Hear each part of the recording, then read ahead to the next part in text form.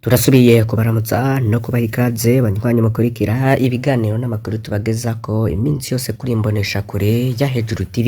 Uyu ni umwanya w'amakuru agezweho twabatunganirije, turi kuwa mbere ku itariki ya 23 Nyakanga 2024.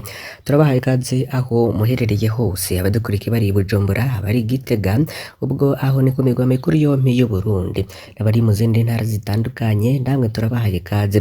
Bari mu bice bitandukanye ku mugabane wa Afrika no ku yindi migabane ya kure, turabahaye ikaze namwe ntimucikwe n'aya amakuru. Mumenyereye ko tubategurira byinshi biba bivugwa mu gateka kazi na muntu, ubutungane, umutekano, ubudandaji, biba bivugwa mu ntwaro, bitangazwa n'abategetsi, ingingo n'amatangazo bw'ina bene gihugu, ibiba vyanyuze ku mbuga ngurukana bumenyi n'ibimenyesha makuru bigiye bitandukanye, hamwe n'ayandi menshi tubatohoreza dufashijwe n'amasoko yacu dufise hirya nino mu bice bitandukanye bigize igihugu c'u Burundi. Ni mwanya rero twabateguriye amakuru ku ngingo zigiye zitandukanye, ariko reka dutangurire mu budandaji. Perezida w'u Burundi Varisito Ndayishimiye mu ndwi iheze yamiriye kure ingingo yaheruka gufatwa n'urongoye ihinguriro Sosumo yo kuduza igiciro c'isukari gushika ku bihumbi 8 kivuye ku bihumbi 3,300. Perezida Ndayishimiye rero akaba yarabeshuje ivyatangajwe na Aloys Ndayikengurukiye arongoye Sosumo, aho yavuze ko isukari yaduze kubera iyiva muri Uganda izimvye ishika mu Burundi umufuko w'ibiro 50 ukarenza ibihumbi 100 y'amarundi. Yamara umukuru w'igihugu akabona ko ivyashikirijwe n'uwatwara Sosumo atari vyo, kuko amatohoza yagize yasanze isukari iva mu Buganda ishika mu Burundi ku mafaranga atarenga ibihumbi 243 y'amarundi ku mufuka. Varisito Ndayishimiye akaba yarahamagariye umushikiranganji ubudandaji gutoza neza ico kibazo kugira ibiciro vy'isukari biheruka gushingwa bimanurwe, ndetse n'ivyahereye ngaho. Himirije rero impinduka zikomeye cane yaba mu barongo Sosumo ndetse ku biciro vy'isukari. Tivyo tugiye kurabira hamwe inyuma y'ayo majambo yatangajwe n'umukuru w'igihugu Varisito Ndayishimiye. Ese abenegihugu boba bagiye kuvyina? Abenegihugu boba bagiye koroherwa no gusuma isukari? Tugiye kubirabira hamwe. Vyona kuri subscribe canke sabone niba utari wafyonda ko wibuke no kubisangiza bagenzabe kugira badacikwa n'amakuru yose tubagezako. Mu kwezi kwa gatatu no kwa kane, Sosumo yatangaje ko ishobora no kugara kuko ibikoresho ndetse n'ibindi bitandukanye yariko ikoresha mu guhingura isukari vyoba vyarapfuye ndetse bikarengerwa n'amazi y'imvura. Ariko rero mu minsi iheze vyaragaragaye ko Sosumo yadugije ibiciro, ndetse ikiro kimwe kikava ku bihumbi 3,300 gushika ku bihumbi 8 vy'amafaranga y'abarundi, bikaba vyaraduze rero ata muntu n'umwe avyumvira. Umukuru w'igihugu wewe akaba avuga ko abatwara Sosumo babahaye inka bayica amabere, kandi ko iyo umwana apfuye umuyaya acataha. Vyoba bisiguye iki? Ese umuyaya wa Varisito Ndayishimiye muri Sosumo yoba agiye gutaha? Ivyo Varisito Ndayishimiye rero yabishikirije ku wa 19 Mukakaro 2024, aho yararamutse yigisha indongozi inyigisho ku bijanye no kuzirikana no gukunda igihugu, aho yaneguye cane inyifato ya Sosumo yo kuduza ibiciro vy'isukari. Vyavuzwe ko amajambo atandukanye n'abarundi, kuko umukuru w'igihugu yari guca afata ingingo vyihuta kubandanya kwidoga nk'uko bishikirizwa na bamwe basanzwe bihereza isukari bagize ico batangaza. Umukuru w'igihugu Ndayishimiye rero yasavye izo ndongozi za Sosumo kudashira inda zabo imbere, akavuga ko abarongoye Sosumo bashira inda zabo imbere kandi ko bashaka gutunga gusa mu gihe umunyagihugu abandanya akenye. Aho umukuru w'igihugu kandi no yakagaruka ku busuma buba ku mugaragaro ho babesha ko isukari ivuye mu gihugu ca Uganda izimvye umufuko ukavugira ibihumbi 400, ariko mu matohoza yikoreye nk'uko twabibabwiye yasanze ushika mu Burundi ku mafaranga ibihumbi 243 harimwo no kuwuzana. Indongozi ngo za Sosumo ni mwikuremo ng'ivyo gusumira inda zanyu, mwiyumvire guteza imbere umwenegihugu. Ubuhoza wumva muri Sosumo baciye bagira greve ngo kavuze kuri liberalisme ngo tugire greve.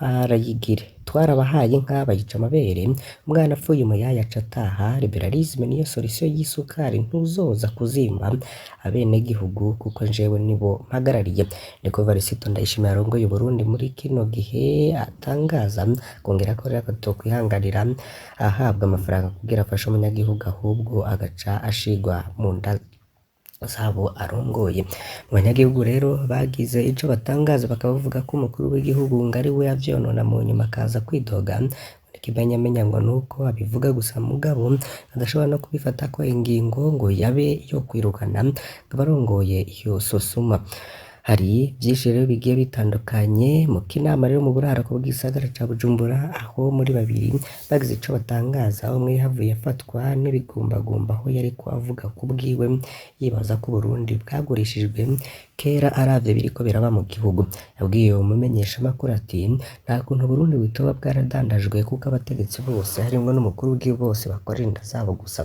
aha rero mukamenya ko ikibazo c'isukari kiza ciyongera ku ngorane z'amafaranga y'agaciro bimwe bimwe umuyaga nkuba ucikagurika amazi meza akiyongera ko n'inzara yugarije abarundi n'ibindi n'igitoro nubwo gihari muri iyi minsi kirashobora kubura niko rero bamwe bafise kwikeka mu makuru rero tukaba tuzagaruka ku ndongozi ya Sosumo tubagarukire ko na byinshi bitandukanye ku bategetsi ba leta bagize ico bashiramwo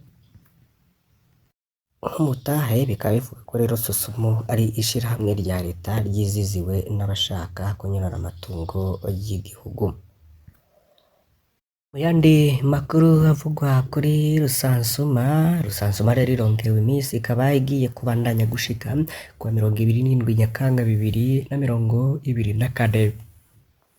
Urwego rw'igihugu rujejwe gutanga intumbero ingene ibikorwa vya Rusansuma nkuru y'abenegihugu uburaro uburimyi n'ubworozi mu Burundi ku munsi w'ejo rwarakoranye ndetse rukaba rwaratangaje ko mu ntumbero yo kwihezaho ibikorwa vya Rusansuma bigeze urwego rwasanze imiryango imaze gusansumwa ingana na 98.4% mu gihe bitigiri ivyo bisansumisha bisumbana bivanye n'intara urwego rujejwe Rusansuma rusanze igiza ubwa mbere ari intara ya Buhumuza aho ingo zimaze kwisansumisha zingana na 99.7%.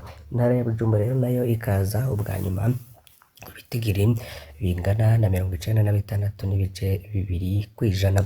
Uru rwego rero rumaze guhanahana ivyumviro kuri ivyo bitigiri imbere rugafatira ku kamo k'umukuru w'igihugu Varisito Ndayishimiye yateye Burundi n'abanyamahanga baba mu Burundi abahimiriza kwisansumisha.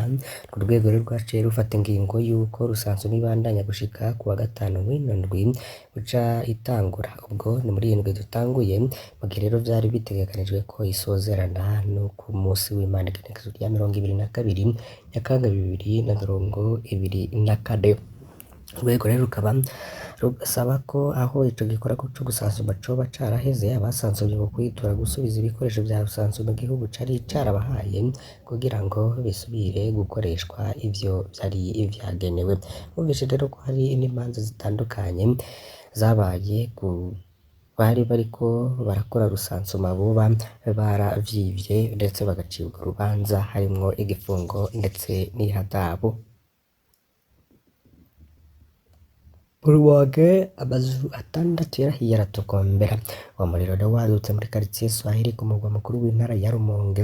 Insinga z'umuyaga nkuba zarakoranye ko zoba zari zo ntandara y'uwo muriro warigise ibintu ndetse igipolisi rero nicatabaye kubera ko buri bitoro. Ayo mazu rero atandatu yakoreramwo studio y'imiziki amazu y'idandarizo biri hamwe n'ububiko butatu bw'ibidandazwa. Umucanwa rero wadutse hafi isaha 8 z'ubuca bwo kuwa gatandatu kubwo ababibonye rero isoko ry'uwo muriro ryoba ari insinga z'umuyaga nkuba zakoranye ko ico bita court-circuit. Vyanonekaye rero ko vyoba ari umurengera n'amamashini akoreshwa mu burovyi hamwe n'ivyuma vyazo vyoba rero bikanyisha ivyuma vyatsa umuriro byose vyarahiye biratokombera ndetse hakaba hari uruhombo rurenga miliyoni 50 z'amarundi niko abene ivyo bibanza bagaragajwe bari mu gihe bavugana na SOS Media Burundi. bwa 10 Nyakanga imodokari nshasha amazu abiri navyo nyene vyarahiye biratokombera, ni mu gihe umuriro waduka muri quartier Birimba muri ico gisagara nyene, umukenyezi umwe yarakomeretse, haba aho hambere canke aha kabiri igipolisi kijejwe gutabara no gukinga impanuka nicashitse, ngo barahamagaye igipolisi co gukinga impanuka kugira kize kubafasha ariko cababwiye ko ata gitoro gifise cumvikanye zimya umuriro, niko rero abahishije amazu kuri uyu wa gatandatu bidoga. Bamwe mu bajejwe intwaro ku rwego rw'asimeza ko iyo bataba abanyagihugu bakorakoranako bakigwanako ivyononekara vyari kuba umurengera gusumba, bamwe rero mu banyagihugu mu ntara ya Rumonge bakaba basaba polisi gukora ico kijejwe mu gutabara mu bihe nk'ivyo. Mu yandi makuru rero nuko i Mugamba hari imirima myinshi yatwawe n'imvura ivanze n'urubura. Imvura ivanze n'urubura rero yaguye muri komine Mugamba mu ntara ya Bururi, imirima myinshi yarononekaye n'imiryango myinshi rero ikaba iri mu mwiherero ikaba ikeneye ubufasha. Imitumba ya Kivumu, Kibezi, Donge, Burasira, Muhota na Taba niyo yakozweko cane. Imirima yose y'ibigori, ibiraya, ibijumbu, ibitoki, ibiharage yose yarononekaye niko bivugwa n'abanyagihugu bo ku Mugamba. Abavuga ko imvura yononye ivyo vyose harimwo urubura n'umuyaga mwinshi, ingo nyinshi rero zemeza ko imirima yazo yononwe n'iyo mvura. N'imirima yo mu myonga yaratwawe n'amazi y'isuri, imiryango yarakozweko isaba ubufasha mu kuronswa ibifungurwa n'imbuto zo gutera. Mu ntwaro rero bakemeza ko ivyononekaye ari vyinshi, bagasigura ko bategekanya gukora urutonde rw'ivyononekaye n'iyo mvura kugira ngo bihabwe abo hejuru mu kurindira. Intwaro isaba ababa mu mazone atakozweko cane gufasha imiryango ikeneye ubufasha. Imvura y'igihuhusi ikaba ivugwa ko yaguye ku Mugamba wa gatanu ariko gushika ku wa gatandatu ku mugoroba urubura rwari rukiboneka ku mitumba ku bw'amasoko muri iyo komine. Naha rero duhereje mu makuru twari twabateguriye, ariko imbere yuko duheza tubabwire ko ibubanza ibiciro vy'ifungurwa navyo biguma biduga. Ibiciro bw'abanyagihugu b'Ibubanza rero ngo birababaje kubona igiciro kiduga amafaranga 370 ku kilo c'ibifungurwa kigurishwa. Kilo c'umuceri rero kigurwa amafaranga 4,000, kilo c'ibiharage kizimbutse kiri ku mafaranga 2,800, igitoke kiragurwa hagati y'ibihumbi 15 na 27 bivanye n'uko kingana. Nayo icupa y'amasani litiro 72 vy'amamesa rikaba rigurwa 4,000 y'amarundi. Umufuko w'amakara rero ukaba ugurwa hagati y'ibihumbi 30 n'ibihumbi 40. Kilo c'ibigori kikaba kigurwa 2,000, ko vyidogwa n'umwe mu banyagihugu twasanze ku mugwa mukuru wa Bubanza. Ngo twari twiteze ko ibiciro bidoga gutya mu gihe c'isarura, niko ubundi mukenyezi w'imyaka 30 yidoga. Abadandaza rero bariko barikika mu kiza mu kurangura ivyo babika kugira ngo bazobigurishe bizimvye cane. Nitugirayo turangura dutegerezwa kuja i Bujumbura ku mugwa mukuru w'ubutunzi kugira ngo tubironke. Igiciro c'itike ryo kwiyunguruza caraduze cane, ivyo rero bigaca bigira ingaruka nyinshi ku biciro vy'ibitandazwa, ni kumwe mu badandaza yidoga. Ingaruka ku buzima bw'abanyagihugu ni nyinshi ku bw'amasoko y'iyo nkuru. Ku gufungura gatatu ku munsi ntibigikunda.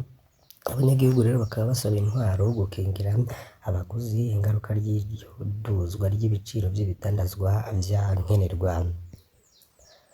Turabakengurukiye cane banywanyi mudahwema gukurikira ibiganiro n'amakuru tubagezaho kuri imbonesha kure. Umunsi mwiza, niba utari wafyona kuri subscribe canke sabone ufyondeko kugira ngo ushikirwe n'amakuru n'ibiganiro vyacu uri mu ba mbere. Imana ibahezagire.